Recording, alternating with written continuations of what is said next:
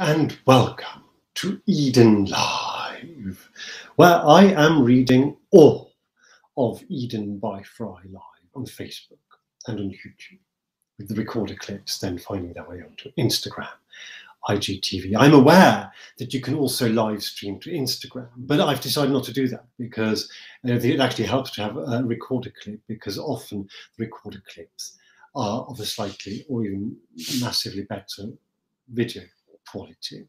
So it's effectively a backup that we have to the live stream. We are, as you may know if you're following this, still in volume 9 of the Eden Miniatures series, this being the paperback and ebook published version of Eden by Fry. And we are nearing slowly but surely the end of this volume now.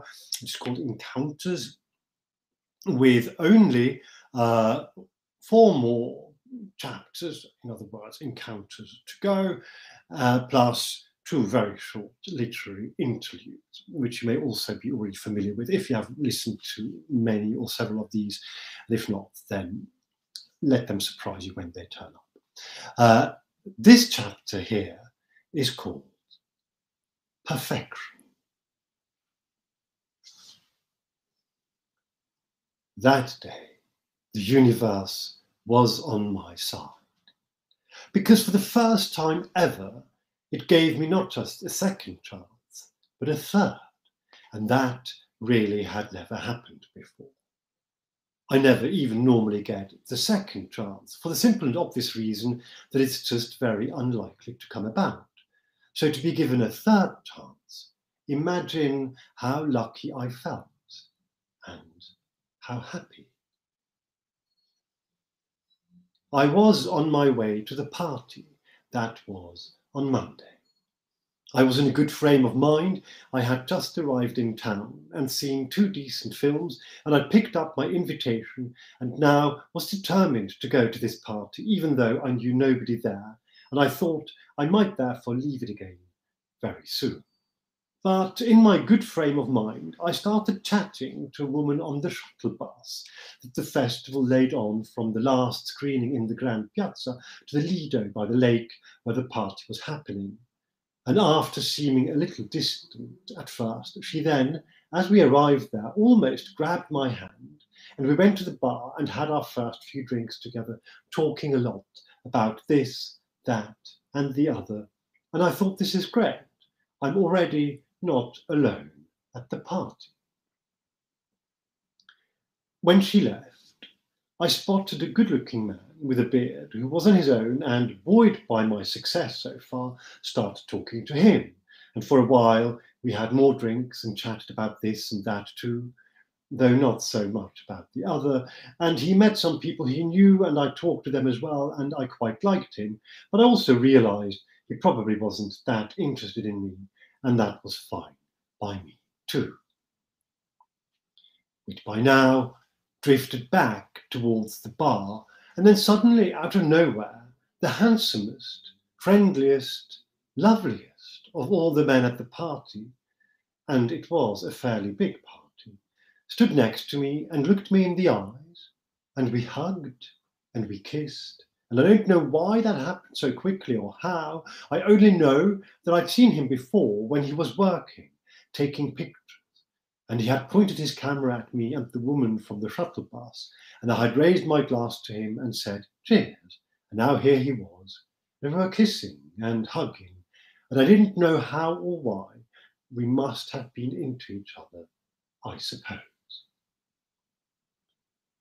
It was now nearing the end of the party, coming up 4 in the morning, and people were already leaving, and he simply said, so to Locarno? And I said, yes. And on the way to the car, he told me he was staying in a flat with 10 people in it, and some of them needed a lift, so we may have to wait for them. And I said that was all right, but in the end, nobody wanted a lift. Those who were there at the party decided to go by other means, maybe walk or by bicycle. So we took his car, a convertible, though he didn't put the roof down, maybe because it was coming up 4 o'clock in the morning. He told me he didn't have his license at the moment, but that was all right. And I thought, well, he'll be driving carefully then. and he did, and we got there without problem, but with a little help from his phone. As we entered the flat, it was dark and already quiet, and in the darkness we walked through a room with nothing much and nobody in it, maybe it was a hall, into another room, which had a large double bed with two people in it, a man and a woman, both young, maybe the same age as he, and there was a narrow mattress on the floor, and he said, "This is me, but it's all right." And it was all right. We lay down on his little bed, and within seconds we were undressed and were what used to be called making love. And it felt like that. It felt like we were just making some love, and the couple in the bed did not seem to notice or mind. And then we both fell asleep in each other's arms.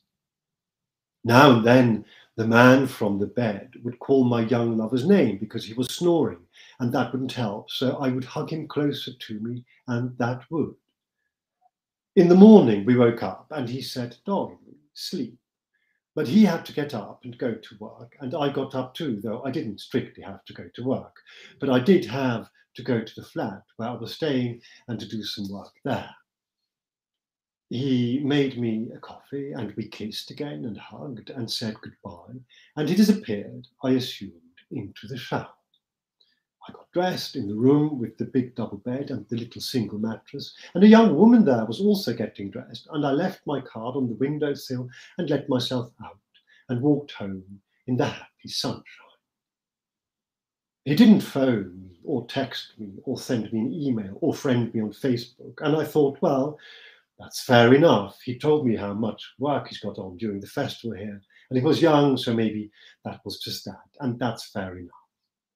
But a little part of me wished and hoped and believed I would see him again. I would bump into him, I reckoned, at some point during the festival. It's not that big a town, after all. Nothing happened till Friday, except I was happy all week, doing some work and watching some films. And then Friday, I was out with some friends, and we just had something to eat and decided to get an ice cream before watching a late film together. And from the ice cream stand, I could see him walk towards the Piazza Grande. And I thought, there he is. But he didn't spot me, and I was too far away to call him over. And I didn't know whether he'd want me to call him over since he hadn't called me, and he was gone. And I thought, ah, well, that's a pity. But maybe there will be a second chance, even though I don't normally get a second chance, as most people don't, most of the time. The probability of circumstances arranging themselves such that one could come about being just so incredibly small. Once everyone had their ice cream, we realized we were running late for the film, so we started to make a move towards the cinema. And there he was again, coming my way now with a plate of food in his hand and passing at just a couple of feet distance. Again, I didn't call him or stop him or say hello. It happened too quickly. We were late for our film. He had his hands full with food, and he didn't see me. Again. And again I thought, what a pity, but maybe there will be a third chance, even though I had never had a third chance before or heard of anybody who had. We went to see the film, and then, on the way back, we passed a bar with a big garden where sometimes they play live music, and one of the group said, "Let's not go in there. There's another one which is nicer." But the other place was already closed. So we returned to the one with the big garden, and it's a huge garden with different sections separated by old stone walls on different levels. And it would be impossible to get a view of it all, especially at night, when it isn't that brightly lit and usually very busy. And we were going to stand in the courtyard nearest the bar, but then the same member of the group said, "Let's go up there." And we went up a flight of steps, past another bar, and into a little courtyard, and we sat down at a table. And no sooner had we sat down at the table than I saw the back of the head that I recognized. He was on the phone, stroking his short, bleached hair with his free hand, and I recognized his short, bleached hair in an instant as I had stroked it too, and so much liked the feel of it against the palm of my hand. And I recognized the little wristband that looked like it had come from another festival, probably music. And I thought I should get up now and say hello to him. But he was with a group of people, and so was I. And I thought, oh well, he's here, and at one point I'll get up and say hello, or he'll get up and turn around. And then he finished his conversation on the phone and got up and turned around. And there he was. I said his name, and he said, Sebastian. And we hugged and gave each other a kiss, and he told me he had a problem with his flat, which he needed to sort. But how long was I here for now? And what had happened to me on Tuesday morning? And I told him I'd left him a card and didn't want to hang around, as I knew he would have to go to work. And he said he hadn't seen the card, but now that he knew where it was, he would find it. But I gave him another one, just in case. And he looked glad to see me. And we held each other's hands, and we hugged again and gave each other a kiss. And then he had to go and sort his problem with the flat. And I knew that the universe had been kind to me, because it had given me not just a second chance, but a third. And I had taken not the first, not the second, but the third chance. And I don't know if we will see each other ever again, but just knowing that he was glad to see me again now, and to see that spark in his eye, and feel that hair, and hear him say, Sebastian, and smiling at me his broadest of smiles, that alone completely made me happy that day. That is Perfection from Encounters in Eden by Fry, which is today's chapter. As you may know, if you've been following this, I do this twice a week. So the next episode will go out on Wednesday. Normally it happens at 6 p.m. London time, which is about 1 p.m. New York time at the moment. And so I hope you'll join me again then. And I hope you will also find it maybe interesting to see previous or later episodes as and when they materialize. In any case, thank you very much for being with me today. And I look forward to seeing you again soon. Until then, take care, and love and let love, and see you then next time. Bye-bye.